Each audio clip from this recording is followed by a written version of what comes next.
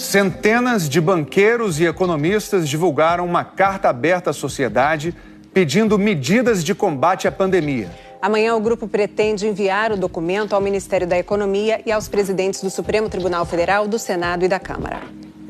A carta tem mais de 500 assinaturas, como as de José Olímpio Pereira, presidente do Credit Suisse, e de Roberto Setúbal e de Pedro Moreira Salles, co-presidentes do Conselho de Administração do Itaú Unibanco. Também assinam ex-presidentes do Banco Central, como Armínio Fraga e Ilan Goldfaden, ex-ministros da Fazenda, como Pedro Malan, Marcílio Marques Moreira e Rubem Recupero, e economistas como Helena Landau, Bernardo Api e Samuel Pessoa. Na carta, o grupo afirma que o Brasil é hoje o epicentro mundial da Covid, que o quadro fica ainda mais alarmante com o esgotamento dos recursos de saúde, que a situação econômica e social é desoladora, que a contração da economia afetou desproporcionalmente trabalhadores mais pobres e vulneráveis, e que esta recessão, assim como suas consequências sociais nefastas, foi causada pela pandemia e não será superada enquanto a pandemia não for controlada por uma atuação competente do governo federal. A carta lembra que a saída definitiva da crise requer a vacinação em massa da população, que infelizmente estamos atrasados e que no ritmo atual levaríamos mais de 3 anos para vacinar toda a população e que impressiona a negligência com as aquisições.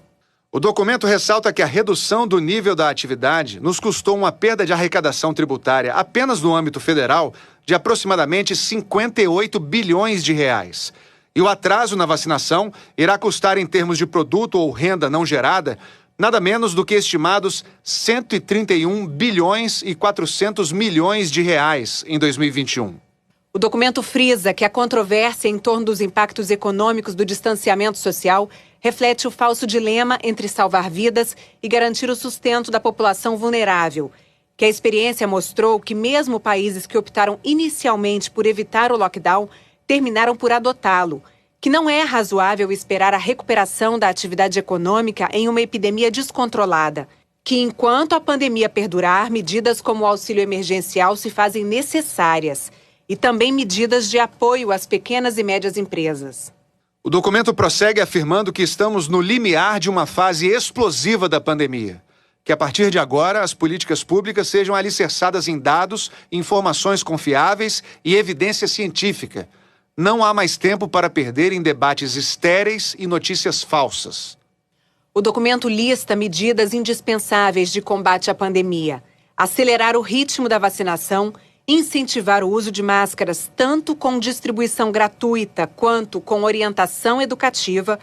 implementar medidas de distanciamento social no âmbito local com coordenação nacional, que incluem a proibição de aglomeração em locais públicos, o estímulo ao trabalho à distância, o fechamento de estabelecimentos comerciais, esportivos, entre outros, e, no limite, escolas e creches. E que a necessidade de adotar um lockdown nacional ou regional deveria ser avaliada. Criar mecanismos de coordenação do combate à pandemia em âmbito nacional, preferencialmente pelo Ministério da Saúde e, na sua ausência, por consórcio de governadores.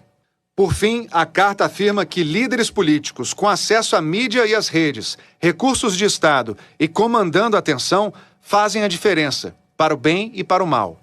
Que o desdém à ciência, o apelo a tratamento sem evidência de eficácia, o estímulo à aglomeração e o flerte com o movimento anti-vacina caracterizou a liderança política maior no país. Que essa postura reforça normas antissociais, dificulta a adesão da população a comportamentos responsáveis, amplia o número de infectados e de óbitos e aumenta custos em que o país incorre. O documento encerra afirmando que o país tem pressa, que o país quer seriedade com a coisa pública, que o país está cansado de ideias fora do lugar, palavras inconsequentes, ações erradas ou tardias, e que o Brasil exige respeito.